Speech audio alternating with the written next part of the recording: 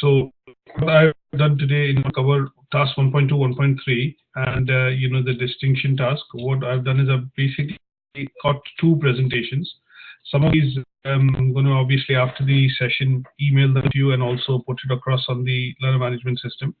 But the slides are going to give you good overview in terms of the types of structures which can be formed in the organization, what is the utility of these structures, and how these structures to a certain extent kind of also influence the the culture within the organization.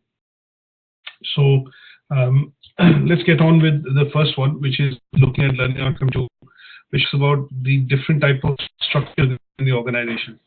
Now, before I get into the slide, I'll take just a minute to, let's get into one or two other things which I want to do.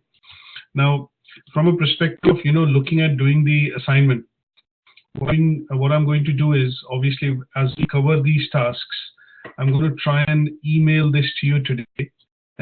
This is kind of a workbook, okay? And what it does is, it basically will break the assignment down into questions or tasks, right? Okay. So we have covered, so for example, task 1.1 earlier in the previous session, I talked about describe different types of organizations found in public and private sectors. The question related to this task is, how would you describe the difference between private and public sector organizations? Write the description in the following box. Okay, so this will allow you to start simultaneously, working up on the tasks that we are covering in the unit. Yeah. Is that okay?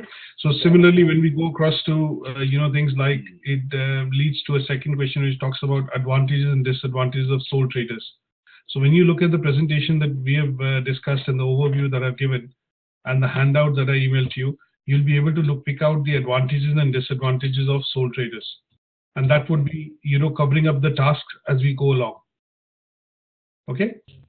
Yes. So it's been nicely broken down into, smaller questions wherein it also not just clears your concept in terms of what is being, delivered, but at the same time, it also starts to meet the criteria which has been set in the assignment brief. So parallelly, there are two advantages of it. This is one, parallelly we are covering studying, but we're also parallelly, kind of covering the assignment brief, which will mean that as we finish the unit, the work on this particular part in terms of submission would have been completed at your end. Okay, yes. So this is something that we will follow for unit 1, which is how businesses operate. And as we go along, what we'll do is we will discuss, for example, today we are going to discuss certain type of organizational structures. So here we are going to look at, there's a task which has been said or a question which has been said, and it talks about, the types of organization structures.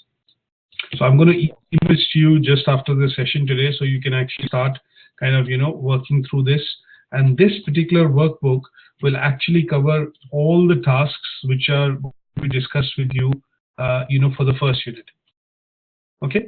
So this is something which I will send you today. It's about 41 pages, but this at some point in time will become the evidence that you submit for certification. Okay. Is that understood? Have you understood what is the utility of this and how we are going along? Yes, sir. That's fine. So I'll minimize this now and we'll get on with looking at discussing the organizational structures. Now, before we get this, why do you think you have structures? What are structures in general? How do you define or what do you see as the utility of structures in particular within a company or an organization? How things are shown. Okay, so basically when that is correct. Yes, in some cases, it's a depiction of, as you're saying, things present within a particular organization, within a particular business. So here what we look at is, when we talk about the word structure, we are looking at basically the arrangement of how things work between people and different departments, or how things, kind of flow between, two different departments within an organization. So imagine a situation wherein what we are looking at is, the MD of the organization says we need to purchase a new TV for reception to run some demos of the company. Now, he would give this instruction out, but that instruction would kind of flow through to the accounts department, and the accounts department will bring out maybe one or two quotations, look at the best price, and size of the TV and all that, and then finally place an order. But once it comes in, then the TV is delivered to the office. What happens then is somebody in the administration department will actually fix it up and then put it up next to the reception, where it could play those videos for which it has been bought. So as you can see, what will happen is that within the organizations, not everyone does everything. And in order to facilitate work and in order to bring some organization in terms of having some sort of a flow or an arrangement in particular, you will see that organization actually come up with structures, or business actually defines structures. Now, if we have to look at it from a definition point of view, how jobs are done or how jobs are structured, divided, or coordinated can also be looked at as a definition of why does a business need structure. Because if I'm in the business and if you're in the business, my competency would be, say for example, accounts, or my competency would be, sales. Somebody else's competency would be marketing. So when you get people together, you have to create some sort of an arrangement in which they clearly know how tasks flow, where their work starts and where their work actually ends, and then they hand over. Somebody else then picks it up to take it to completion. Now, there are different types of structures in different type of organizations. If you look at a small business, then normally what you'll get to see is the structure is quite flat. So if you imagine a restaurant business or maybe a small shop or a takeaway business, you'll normally see the owner does maybe the accounting. He also is the decision-making, individual. And in some cases, he also works within the front counter or, within the place and takes up one of the key responsibilities. And then he has staff, which could be chef, for example, could be people who basically serve and, things like that. But if you look at that structure in that particular restaurant or a takeaway, the structure is fairly flat. That means everybody has access to the owner and they can discuss things quite freely. So here, what we do get to see, because of the size of the organization, you will normally see the structure is quite flat. That means people have access to the top management and there are not too many tiers in the organization. On the other hand, what we look at is, if we look at a large organization, say for example, let's look at a company like Virgin Trains. Now, because it's a large organization and there are lots of people who work within the company, there has to be a structure so that people know what they do, what is their job, and how they contribute to the overall objective of the organization. So here you have different departments, and then different departments have different department heads. There would be managers, supervisors, employees who work within the front line, and there you will get to see some sort of a hierarchical structure. And in those cases, what you will see is also in some cases, a person working within one department would actually be working with or supporting work in another department. So when you look at, say for example, people who work within, I would say for example, sales, they might work within one branch office, but might report into the head office in a location. Say for example, somebody working in Manchester might work to the requirements of the regional sales manager here, but at the same point in time, that person might also interact with somebody in the head office. So this kind of an arrangement within a hierarchical structure would be that you work, say for example, with peers and colleagues and in a location, but you also report or work diagonally across or functionally across to, maybe with the head office. And this kind of a structure would become a matrix structure. So I'll show you these structures, but just going through that. And then in some cases, what you will see is, if you see large organizations wherein they have lots of products and services, what they do is they kind of categorize their structure on the basis of services and products and services that they provide to these customers. So when you look at a company like Microsoft, for example, they have lots of products and services. So you have Windows, which is the operating system that we use. You have, a gaming division within them, which is the Xbox. You have search services, which is Bing, the search engine, and, Windows Mobile and things like that. So what they feel when they do the structuring within the organization is they kind of group their services according to this product. They basically create a structure which is grouping and creating a structure in the organization basis the products and services that they sell. So if you see their website, you will see that If you have to get in touch with somebody in the search, what you have to do is search for Bing, and then in Bing's department, you will go and maybe, speak to somebody. If you look at gaming, that is a functional arrangement. So here, within the gaming division, they will have sales, marketing, business development, accounts. The departmentalization structure will still be there. But the overall projection of how the company is structured is on the basis of the functional business model, which is the products and services.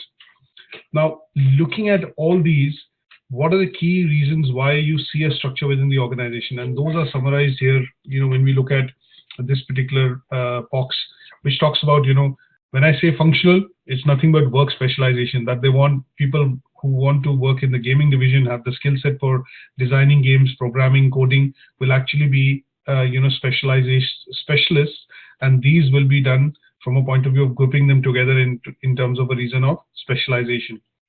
Sometimes you will see departmentalization.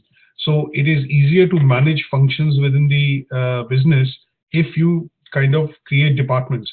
So if you have an accounts department and finance department, their key function, anybody working within the department would be an account specialist, taxation, deal with finance, bookkeeping, things like that. And that is where you will see that any invoice, any sales order going out, any payments required will actually just go to that department because they are a specialist in that area to manage those operations. So departmentalization is one of the key reasons that you see why sometimes within large organizations or even within small organizations you will see, or businesses, you will see that they create a departmental structure. Now, in hierarchical and functional structures, the reasons why they look at that is they want to set a chain of command. That means you normally would tend to have something called a pyramid structure, and people would know if they land into a problem, who they need to approach. And if they cannot solve, then who that person needs to approach. And that kind of a thing would lead to some sort of a chain of command wherein if things cannot be handled at, say, the lower management level, then the decision will move to middle management and then onwards to the top management. Sometimes you also look at departmentalization or, structuring within the organization is because you want to kind of, consolidate the control. So in large organizations, you will see that if they are businesses like Unilever or P&G, for example, most of the fast-moving consumer good organizations, like Tesco, for example, you will see that what they do is because they are working across a lot of countries. Now, Tesco is present in 12 countries across the globe. So what they have done is, in order to look at better productivity, decision-making, and to a certain extent, effectiveness of things happening within the organization, they have a country manager or a country head for the set of operations. So Tesco in the UK is managed by managing director of the UK. But when I look at Turkey as a country, they have Tesco's there as well. And then the Turkey operations is managed by, a managing director of Turkey. But how they classify it is that you have only one MD in the organization, or maybe the CEO in the organization, which, because Tesco is based in the UK, it's a UK-centric, organization. So the head office is based here. So the CEO looks after the entire organization.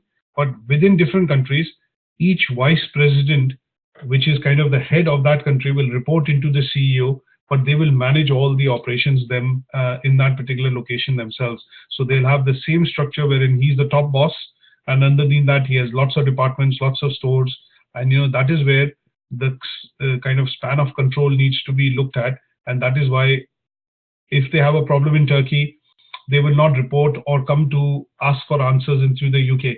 The head of that person, of that organization there, which is the person who heads the operations in Turkey, will actually be responsible for solving those problems as well.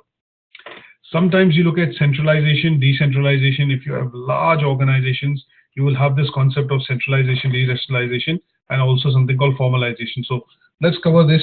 So in summary, before we get into the slides and I explain some of these in a bit more detail, what we're looking at is the key things which are coming out of, why structures come across in businesses is that sometimes you need to look at various reasons, which could be reasons of, as we discussed, things like you putting specialist people together, you're looking at consolidating chain of command, or, the control in terms of, the organization.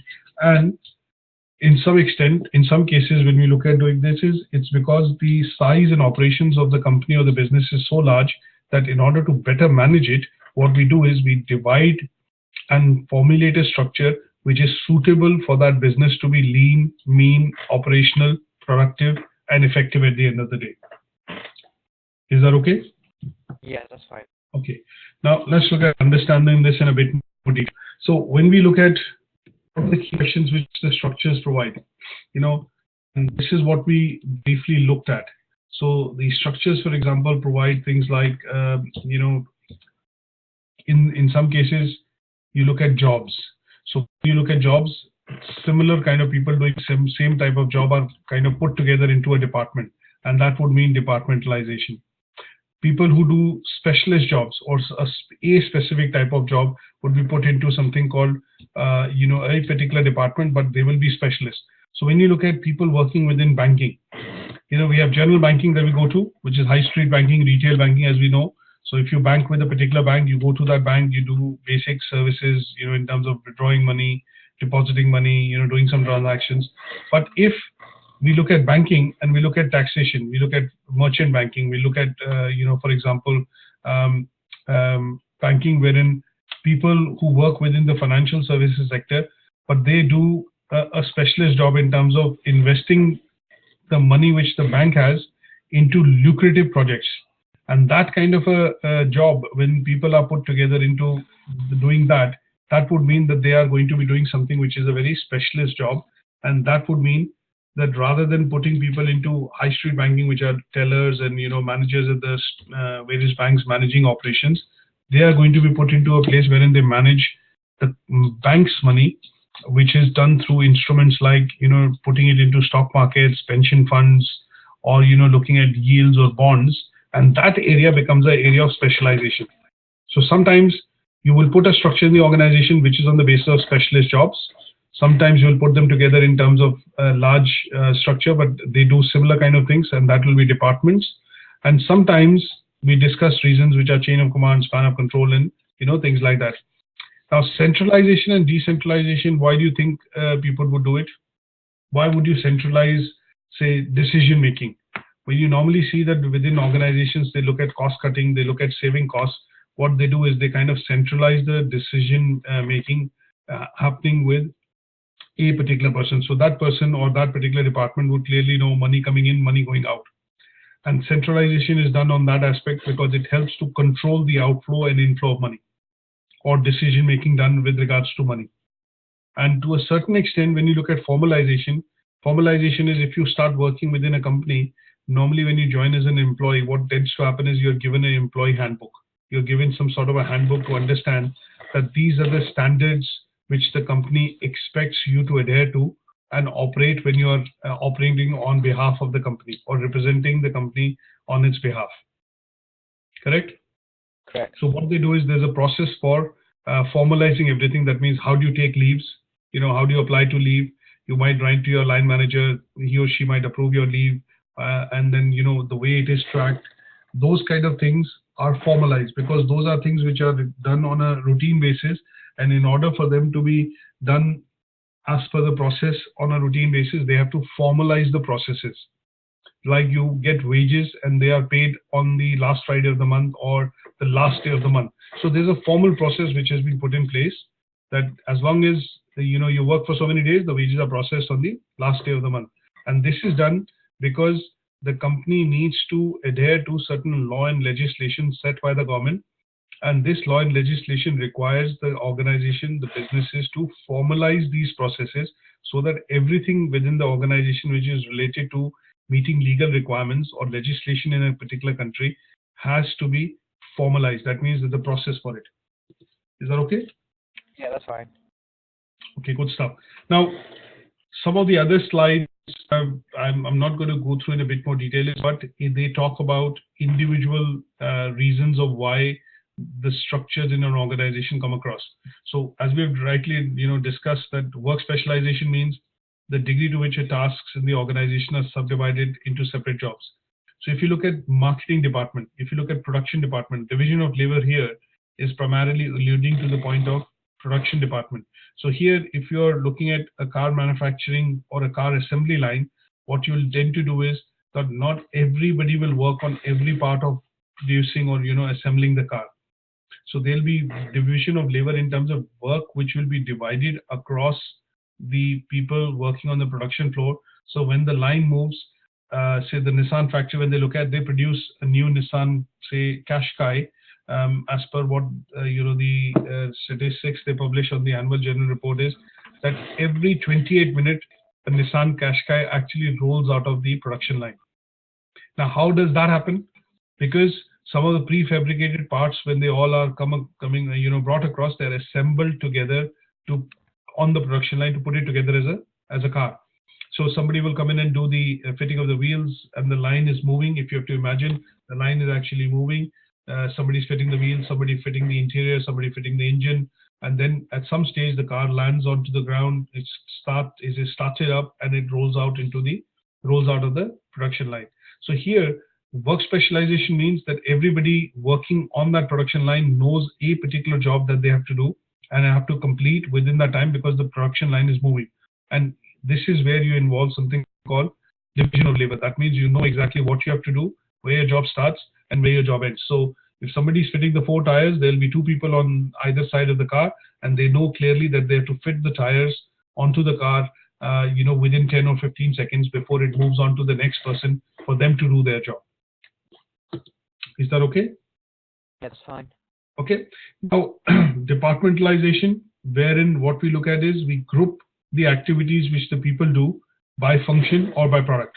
So this is a clear case of looking at functional structure or something like a departmentalized structure, wherein, when I give you an example of Microsoft, what they tend to do is they break the activities down in the terms of the products and services that they provide.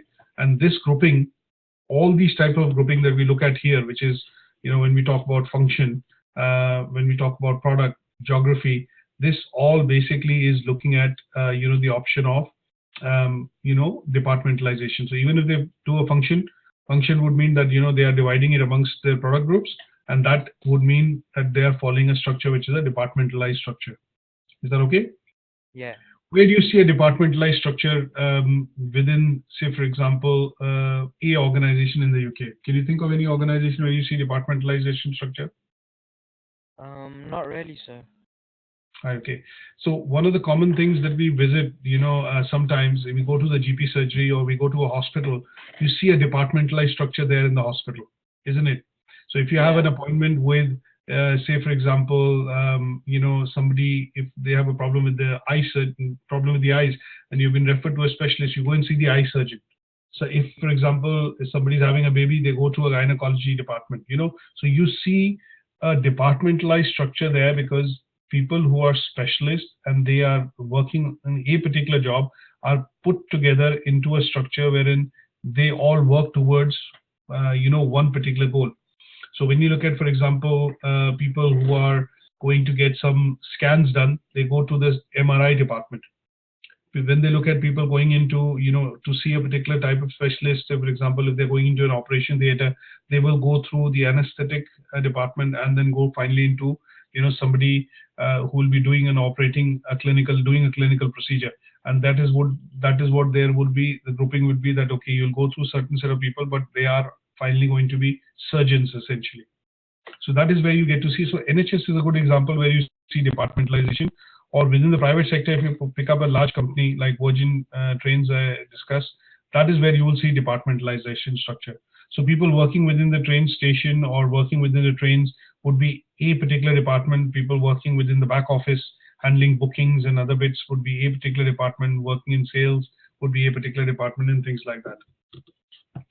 Now, if I look at, going to the next one, which is where we are looking at is why the structure is important and why it is put in places. Sometimes get the reasons of authority, chain of command, those reasons. You want to consolidate, look at control, and those are the reasons why these structures actually come across for the organization. And then the reasons of, centralization, decentralization, and things like that. Now let's look at common structures. In an organization wherein it's a small company, you typically would have, for example, the owner, and you will see that, he breaks it down into, maybe one other structure wherein one other layer, and that person manages more or less the entire function. So within a small business, what you'll get to see is that in this case, there is no departmentalization. If you have an accounts manager, he basically does all the things in accounting, from bookkeeping to payments to invoices to purchases, managing the banks. Everything is done by that person. If you look at a salesperson within that company, that person would basically look at, meeting the customer, picking up the order, then bringing it back, servicing it in terms of, ensuring that the delivery happens on time. So that person looks at, basically doing everything. So here, this is a very common structure that you get to see in small businesses, wherein it is limited to one person within that particular role. Okay. Now, in terms of looking at other structures, just going through quickly other structures. So when you look at, say, have you heard about something called a virtual structure? Have you come across wherein you will come across a term which is saying that, okay, I do work from home, but, I work within this particular department, or I, kind of meet these kind of people. Yes. Yeah. So when you look at software organizations, all the companies in the gig economy, when we look at, they kind of tend to follow something called a virtual structure. So imagine, let's take an example of, say, Facebook. Now, Facebook is working on a new feature. For example, hypothetically speaking, they're bringing out Facebook Messenger. Now, Facebook Messenger is already there, but just looking at the situation that they want to launch this as a product, what they will have is they will have a few set of, they'll have a few teams, and within the teams, you'll have some engineers who are working within these teams, and they could be spread across anywhere in the world. So there could be a team working in the UK, a team working somewhere in, say, India, a team working somewhere in, US. These teams would be coordinating in order to bring the finished product out as per the set launch date.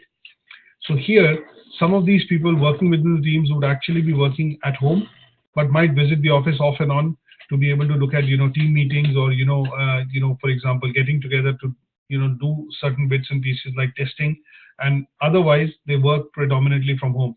So this particular product, which they are looking at launching, say the Facebook Messenger, would essentially require a lot of coding to be done.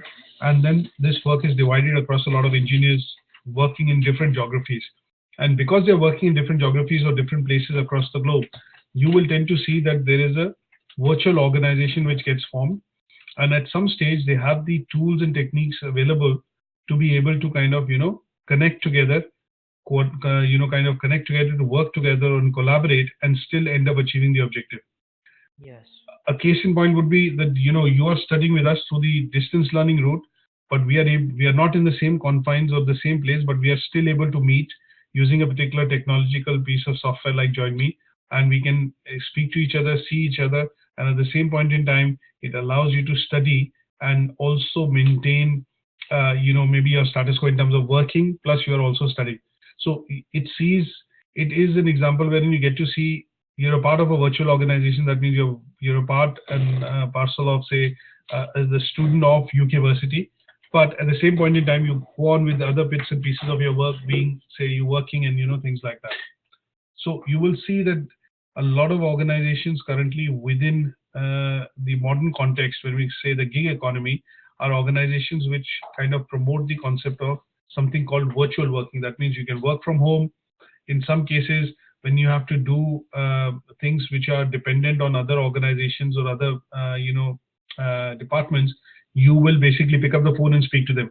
So in this case, going back to the example of Facebook, a lot of engineers working across different locations, if they need to speak to each other, what they do is they pick up the phone, speak to that, office, and they help kind of resolve or, work, collaborate on that. If they need to, at some point in time, do some testing, so the department would be the programmers have done the coding, and then they'll pass on the code using the code stored on the server to testers. But they might do a bit of a video conferencing, between them to say, okay, we finished our work. There's a handing taking over which happens, and you say, hey, here you go. That's the code that needs to be tested now. Okay, so they basically, there is where you'll see the formation of something called the virtual organization. Now, when we look at, for example, other traditional structures that get formed within the organization, you will see these are the kind of structures that you will get to see, in the organization. So when we talked about hierarchical matrix, those kind of structures would mean that you see traditional structures which are present within the organizations or businesses nowadays, in large businesses.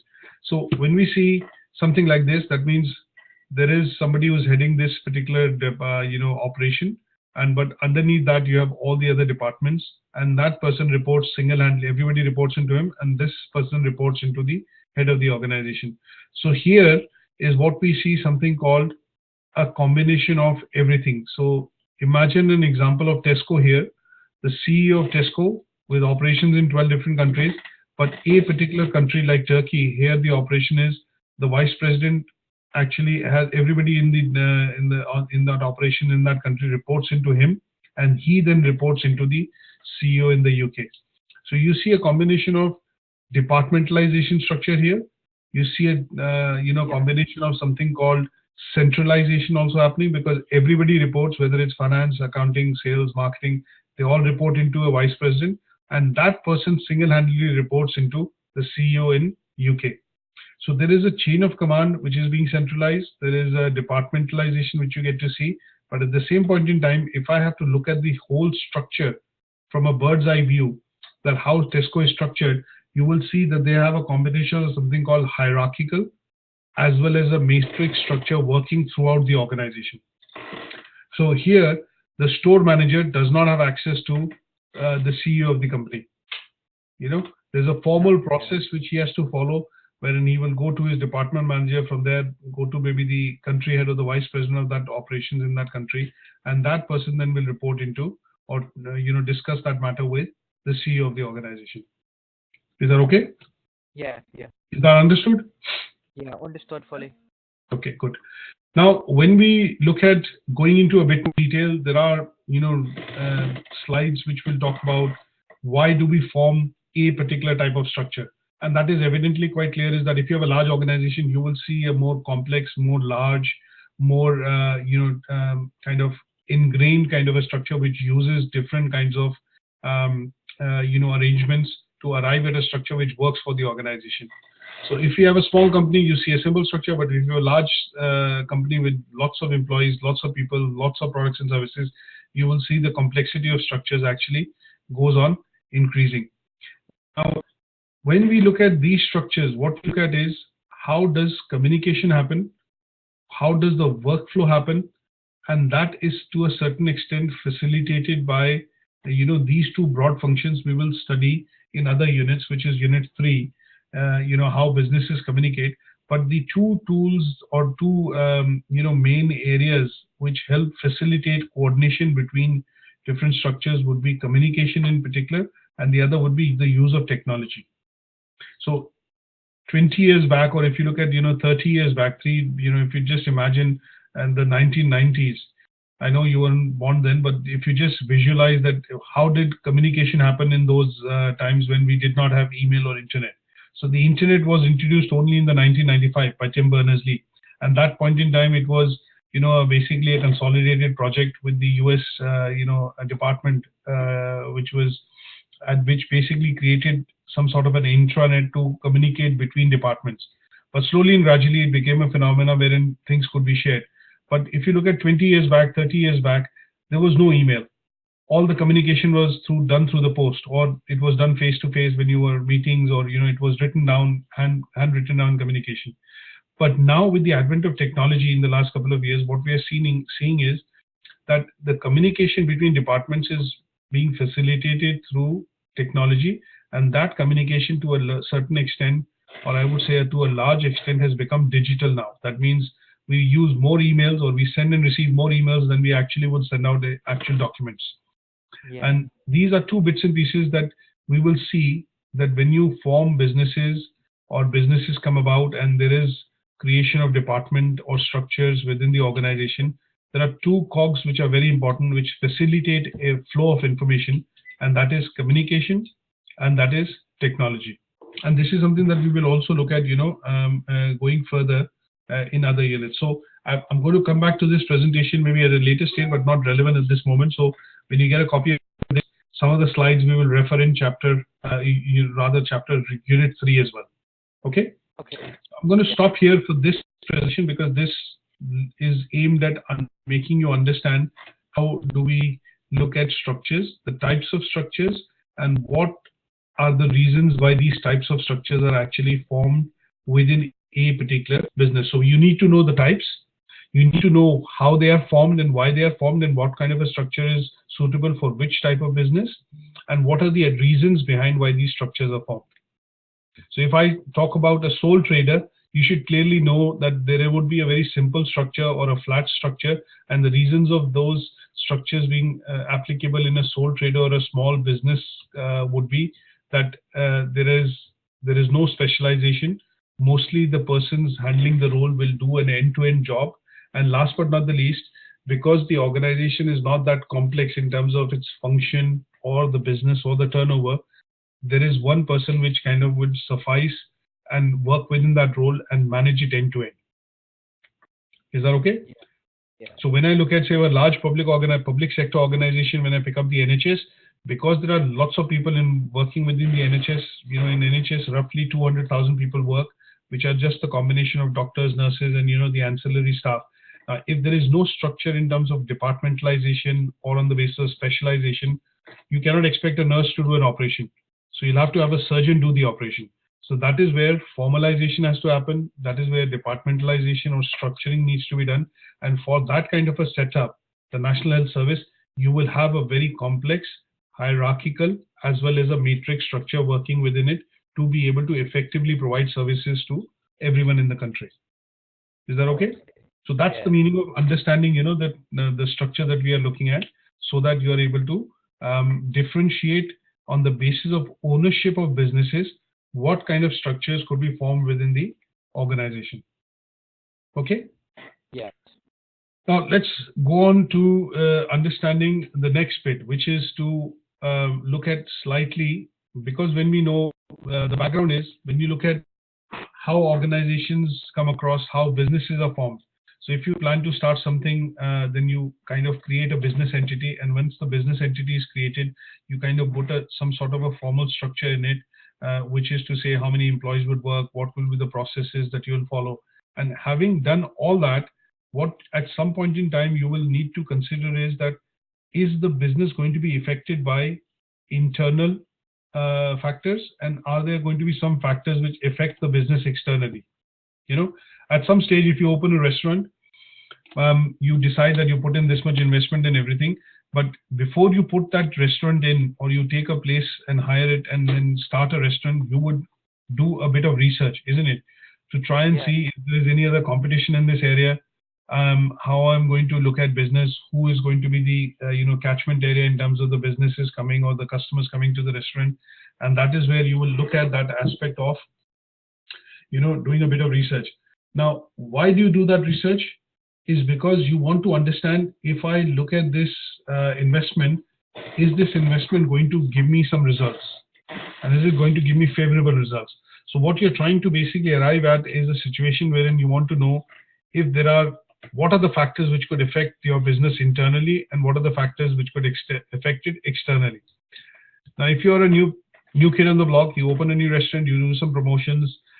In the initial beginning, you'll get a lot of customers coming in. They'll say, okay, we've tried this so many times, but there's a new restaurant which is open. Let's go across and, you know, see this place. But at some stage, if you have other restaurants in that area, they will also react, or they will also try to counteract because you're driving the business away from them. So that is where some of the activities that they do will start to affect your business externally, isn't it? Yeah.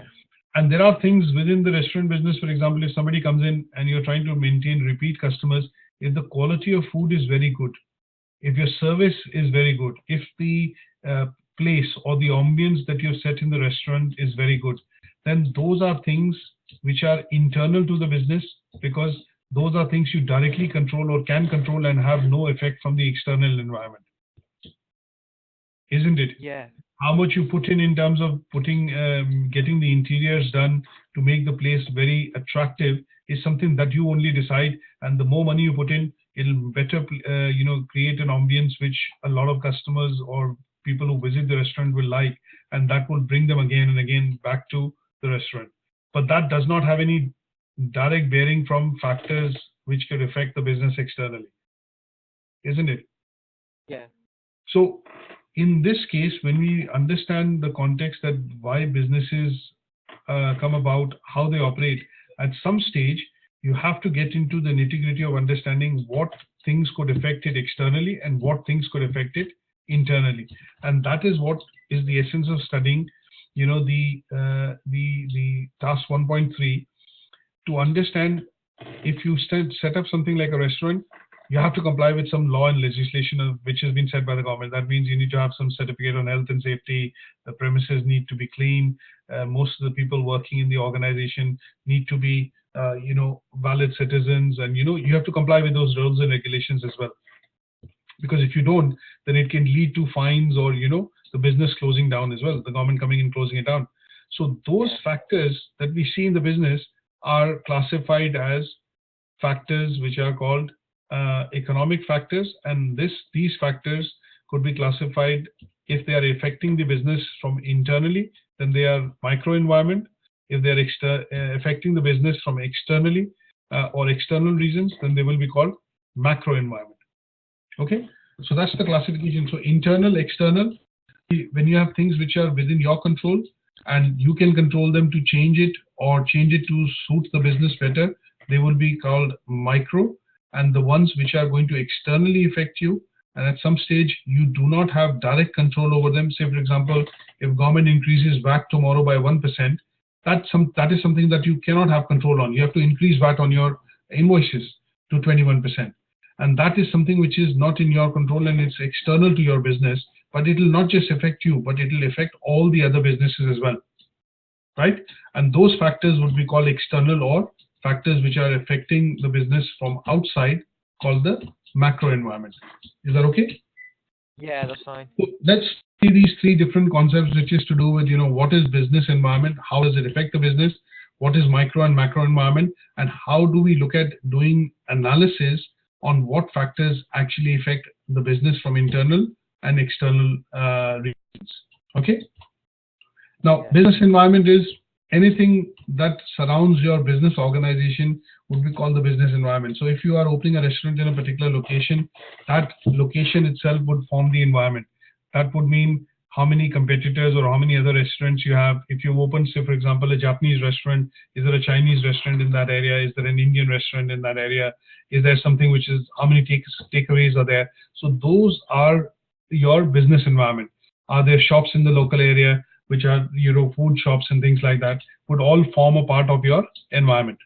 If you open it up in Rochdale, you open it up in, say, Cheetah, you open it up in, say, South Manchester, this is nothing but your place of work or your business environment. Is that okay? Yeah, that's fine, sir. So business environment influences your decisions, your strategies, processes, and the performance of the business. Why do you think you will want to look at opening a restaurant, but you want to open it in the city center? Why do you think you will choose city center as against maybe Rochdale or, Cheetah Mill? It's more for Sometimes tourist you place. do this decision making, and why do you think you will do it? More for tourist place, more people go there.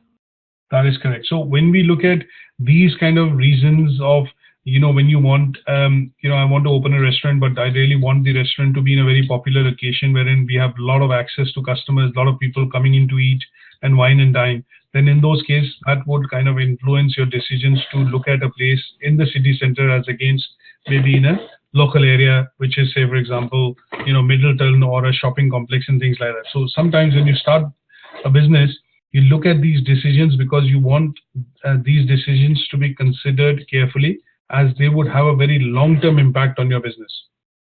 Yeah, okay? Definitely.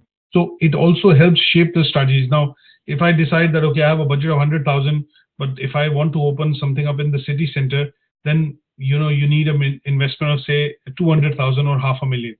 Then in that case, you start looking at options of, can I rent this place or do I need to buy out this place?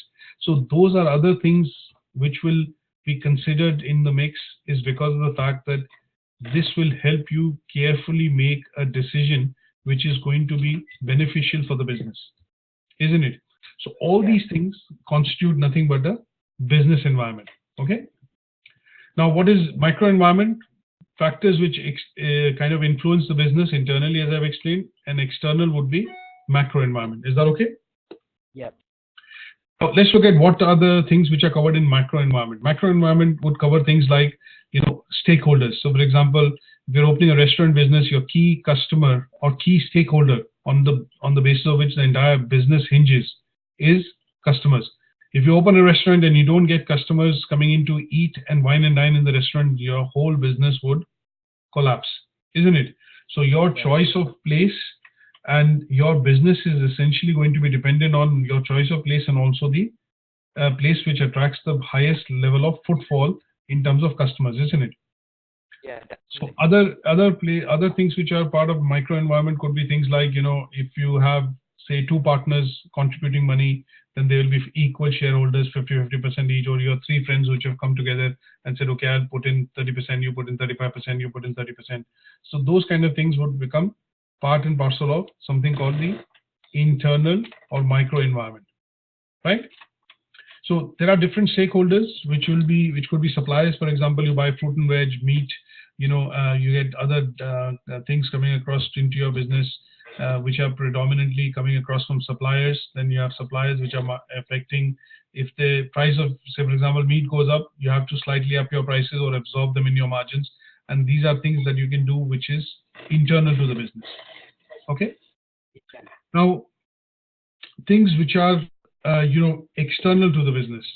External to the business could be if the recession sets in and, say, for example, people stop having food, going out for dinners and things like that, you will see that everybody is tightening up their budget and they are trying to save money. So what will happen is, if there's a recession which comes in, or there's a factor which actually influences not just you but everybody else in that business, would mean that that factor is something external. It is not within your control, it is external to the business. And these factors are normally classified as political, they are classified as social, legal, environmental, and to a certain extent even technological, or related to the economy, or in this case. So that is something that we will study when we look at how to analyze these factors and break them down according to, if this is like Brexit has brought in a lot of uncertainty for businesses. Now, what kind of legislation we will follow, whether the pound will go up or pound will depreciate against the euro, this has brought across a bit of uncertainty. And this is because of the referendum. But the decision now triggered after the referendum is something within, we are leaving the EU, is a process which is called a political process, isn't it? Yeah. And that political process means that everybody who is in the business or is not even in business, everybody is affected. And that kind of a process which is affecting us leaving the EU is being driven through the Parliament. And this particular factor is something which is termed as political. Okay. So we will classify some of these factors. And what we do is, when we need to study factors which affect the business externally, or which is called the micro environment, we use something called, a framework called PESTEL Analysis. And that will come to. So what could be the external factors that you will see which could affect the businesses? For example, a change in legislation, right? A couple of years back, what happened was a smoking ban was introduced in public areas. And this was made effective because there were fines put into it. The government introduced a legislation in the Parliament, which was then approved as a bill. And that kind of affected, cafes, pubs, and, other places wherein smoking then suddenly became, it was banned across in public places. So this kind of a change which happened, not just for you, but all the businesses or all the places wherein people could smoke earlier, was banned. And that is something which affects not just you, but affects every business in general. Okay. And that's an example of a government legislation. Now, what are the external factors which could affect the business? This is a summary of external factors. So you could have, say, for example, environment affecting it, exchange rates.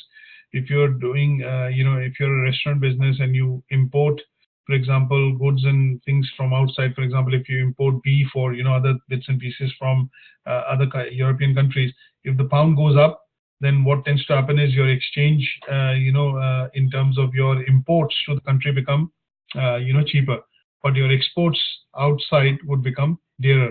So things like these are classified as external factors. So interest rate, inflation, exchange rate, you look at, political environment, law and legislation. In some cases, what tends to happen is you have a European regulation, but you also have a UK legislation affecting you. And in those cases, those are laws which are affecting the business from outside. And when a government sets a law, say for example, sets the minimum wage of 750 or 760 an hour, that minimum wage is basically a law. So if you employ anybody in their business, maybe somebody who works within the restaurant business, as staff or worker, you're legally obliged to pay them the basic minimum wage. And if you don't pay that, then you're not complying with the law. But that would mean that if it bumps up your cost or takes the cost of your wage bill higher, then in that case, what is happening is this is affecting not just you, but affecting other businesses. It is external, introduced because of the legislation done by the government, and it becomes something which is an external factor. Is that okay? Yeah. Okay, good stuff. Now, so basically to understand how these factors could be affecting your business internally or externally, we use a framework called PESTEL Analysis. And this kind of helps you clearly segregate and differentiate the factors into micro and macro environment, or internal or external factors. PESTEL stands, PESTEL as a word is an acronym for P stands for political, E for economical, social, technological, legal, and environmental. These are all the factors which could affect your business externally. Okay? Yeah. And then what we will look at is we can go into specific slides and basically look at what is political. So the impact of Brexit is not just going to affect one business, but all businesses in the UK, or even businesses outside the UK.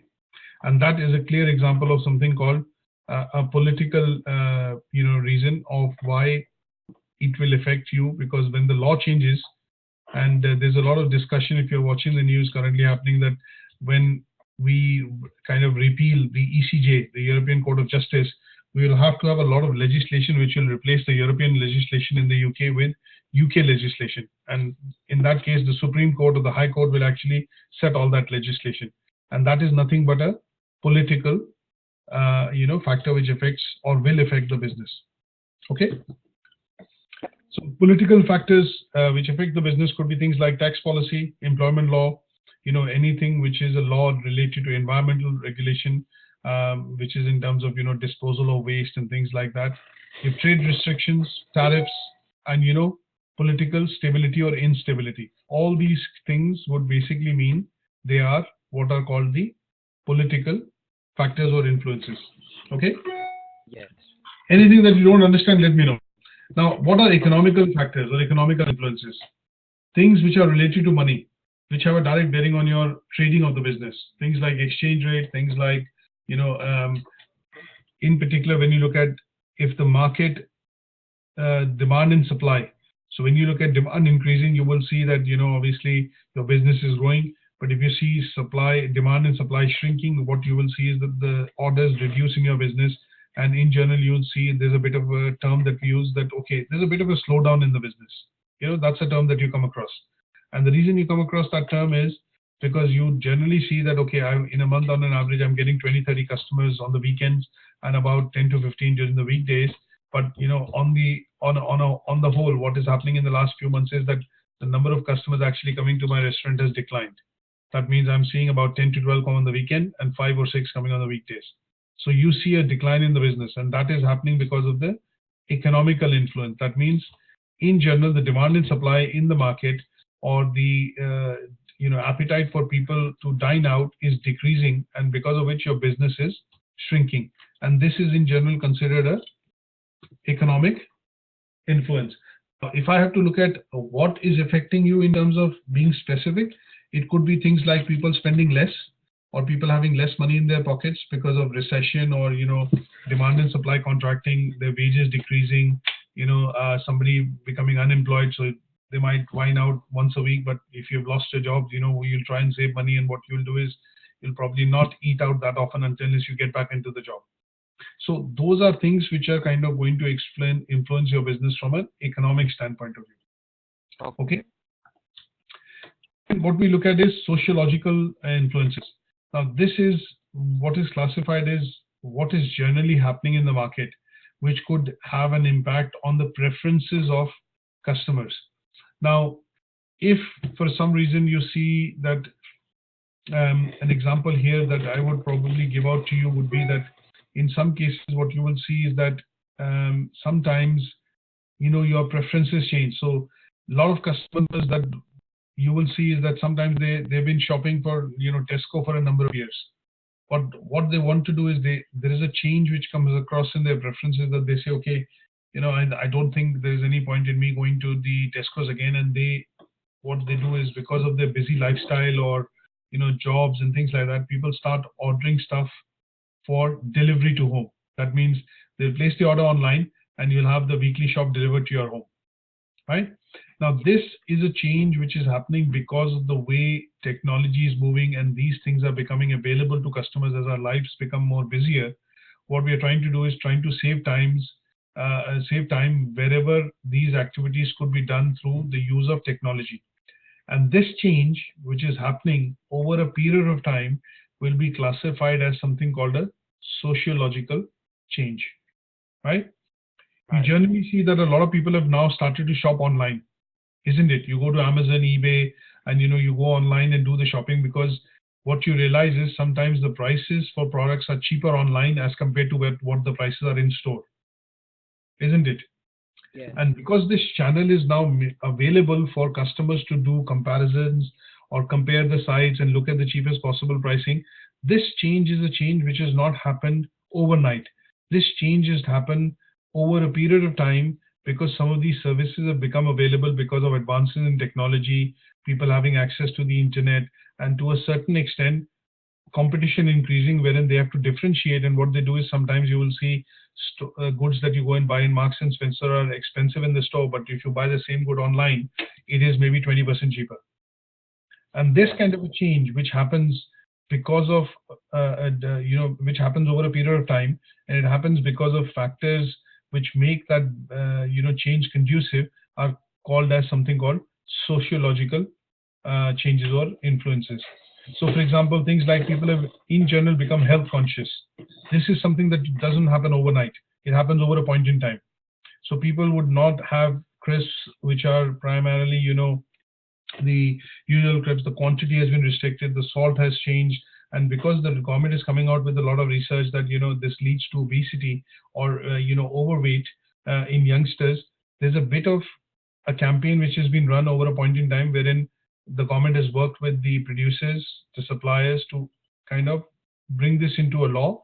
But over a point in time, they see that if this has to be controlled in the next 20-30 years, if these changes are introduced, low salt, low sugar content, and restriction in terms of sugar content in the fizzy drinks, will lead to maybe changes in the health of individuals and becoming younger generation becoming more health conscious.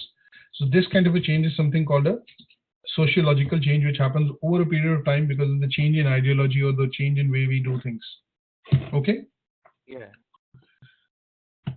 Now let's look at technological change. And I've given you a good example of this is the advent of internet. There was nothing like, if you look at phone, for example, there was only landlines, there was no mobiles.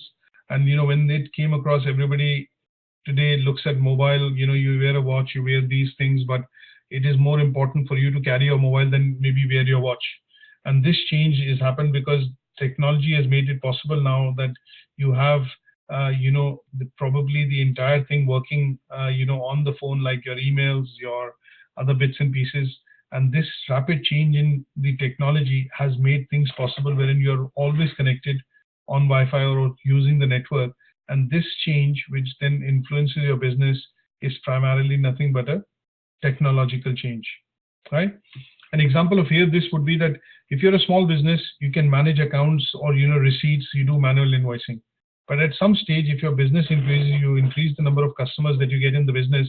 In order to keep track of expenses and purchases, what you then tend to do is you bring in a cash register, isn't it? Yeah. When you see a takeaway restaurant, what they will do is they'll cut out a note. You order something on the phone, they'll note the order down, and they'll make a invoice and then give it to you. But nowadays, that you get to see, as they get more customers, what most small takeaways and other bits and pieces they've introduced something called a cash register. That means an electronic invoicing can be done, and it keeps tracks of the expenses and the receipts which have been cut. But this has become possible because of two reasons. One, the cash registers have become cheaper, and they have become the software which was available in them has now been adaptable to be able to apply to different types of businesses. Could be a takeaway restaurant, a pharmacy shop, any other local shop in the area, but all of them can have the cash register customized to their products and services for which the receipts are required. And this change, which allows you to bring efficiency, more productivity in the business, is nothing but a factor which affects not just you, but also affects other businesses, depending on how you incorporate it. But this factor is something which is termed as something called technological factor. Is that okay? Yeah. So given an example of mobile phone, internet, social networking sites, things like how you now connect with your friends and family.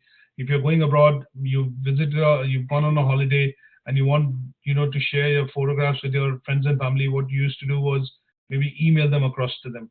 But nowadays, a good medium possible because of Facebook and, social networking site is you post your photo and everybody in your circle can actually see it. And this is a change which, has happened because of technology. Now, similarly, we look at something called legal changes or legal factors. Now, what affects your business from a point of view of law and legislation is clearly termed as something called a legal factor. So if the government is to change the basic minimum wage, which they are saying they want to raise it to £11 an hour by 2021, this is a change which is going to be brought across by the government by introducing a bill in the Parliament. And it is going to be a change not just for your business, but any business which employs people for it to work. They will have to pay a basic minimum wage of £11. And when we look at that in terms of some sort of analysis, what will happen is a lot of businesses who employ a lot of people today at the, say, for example, a business like Tesco's and ASDA's retailing financial services sector, and they employ people at basic minimum wage, they have to start planning now, because when they know that this is going to be set in stone as a policy, which is going to be something which they cannot avoid, this change will affect their business in terms of, suddenly you will see a lot of organizations like ASDA, Tesco's, and, wherein you have lots of people working at this wage, will see their wage bill rise not just by thousands, by hundreds of thousands, but in millions. So they have to start planning now.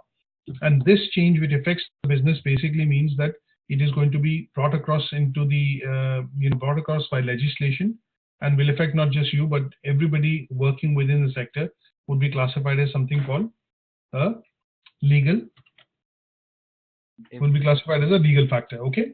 Now, if the minimum wage rises to £11 an hour, that would mean that at some stage, people would also need to pay a bit higher taxes.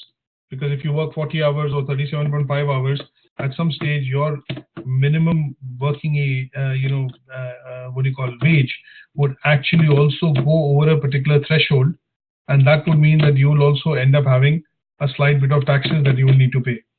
So people currently, in terms of, tax limit, you are, I think, exempt from personal tax up to about 11,000. But if you start working at the wage of £11 an hour by 2021, you will start paying a bit of tax, because of the fact that this has led to a change which will affect not just your wages coming in, but also the incomings coming to the government from a point of view of taxation. HMRC collecting more revenue in terms of tax from individuals, isn't it? Yeah. So that kind of a change will be called as something called a legal change. Now, environmental changes, when you look at, global warming, you look at conditions like, a lot of waste now coming across, being processed. You also look at the Sky campaign of, the ocean waste, wherein they're trying to reduce plastic by raising the awareness, which Sky is doing in particular. And when you see these environmental changes, the government introducing something like a scheme to accept back bottles, and there'll be a small levy which will be charged on the plastic bottles, which could then at some stage when you return them, to make it more structured for recycling, would actually be paid back to you, when you deposit those bottles. And that kind of an environmental change, that kind of a change which is coming across to save the environment or preserve the water, preserve the oceans, is nothing but a environmental change which is coming. And this will also affect not just your business, but every business. So it's an external factor, and the change being brought across will happen over a point in time. It is to make the water cleaner, reduce pollution, and reduce waste. And this will be classified as something called environmental influence or environmental factor. So PESTEL in general, when we look at what does PESTEL help you do? PESTEL in general basically helps you look at identifying external factors or influences which affect your business. And they clearly classify those influences or factors affecting your business in 6 different types. Things like political, economical, sociological, technical, legal, and environmental. And when we look at using this framework helps the business plan some of these functions more effectively. Things like, now, if I mention the example of minimum wage going to £11 an hour, this should help businesses, if they've identified that this will be applicable in 2021, this or the next parliament, this will help businesses plan their business from a point of view of cash flows, from the point of view of wage bills, and this will kind of help business plan strategically into the future, isn't it? If you look at the environmental change which is going to be introduced, wherein every bottle that you buy or every product that you buy, if it's a plastic bottle, you'll get a surcharge on it. And this charge, at some stage, the manufacturers will have to give it back when you deposit the bottle back, would also be looking at how marketing is going to be done from companies like Coca-Cola, Pepsi, bottled water companies, because they kind of have most of the product packaged in plastic bottles, isn't it? Yeah. So they use this kind of a framework to analyze the factors which will affect the business internally or externally. Internally. How is it internally? PESTEL would give you externally, not internally. Externally, isn't it? Yeah, externally. Yeah, externally. So that is why what we need to do is we need to understand how a business environment affects your business. That is one. When you operate in a particular geography, like in the UK, all businesses have to follow the UK law and legislation set by the Parliament, or in this case, the trading standards, whatever it is. And last but not the least, when we look at the differentiation of factors which affect your business, internal or external, for external factors, because we're talking about the economic environment at this moment for a business, we are concentrating on external factors, and these external factors can be clearly identified using a framework called, what is the framework that we are studying? PESTEL. PESTEL framework, okay? Good stuff. So what I'm going to do now is obviously stop here, because this allows us to cover the tasks that we wanted to do today for today's session. And I'm going to send this across, these slides across to you on the email, and also they'll be available on LMS, Learner Management System. And what I'm going to also do is send you a bit of a handout to read in a bit more detail, so that you can crystallize what we've discussed in terms of the theory, and also understand it from a point of view of examples. Aye. Right? You're right. That's okay, sir. Good stuff. So any questions that you have for today's session, anything that you have not understood, or anything that you want us to, you want me to send you some handouts on, or everything is clear? I've got everything, sir. It was just a PESTEL, but I can go back over that. Right. So what I'm going to do is I'm going to send you a small handout on PESTEL, and that handout will essentially, when we send you a workbook, there is a PESTEL in any case that we have to apply. But what I'm going to do is basically send you something which is a handout for PESTEL analysis, and that will help you understand this and apply this to a business situation. From a point of view of understanding how you should use this as a tool in the future, if you have to do the analysis of external factors affecting a particular business. Okay. That's a handout that I will send to you, which will talk about the PESTEL in a bit more detail than the slides that we've discussed here, but also give you some examples in terms of why and where do we apply this particular framework, and what kind of analysis it helps you do for a business situation. Oh, okay. Okay? Yeah. Brilliant. Okay, so as always, thanks for joining the session today, Qasim. And what I'm going to do is obviously send this across to you pretty much immediately after this session. And any queries and questions, always more than welcome on the email. And we'll catch up, on the usual times on Tuesday at 2:30. Okay. Okay. Yeah. Thank you. Take care. All right. Take care, sir.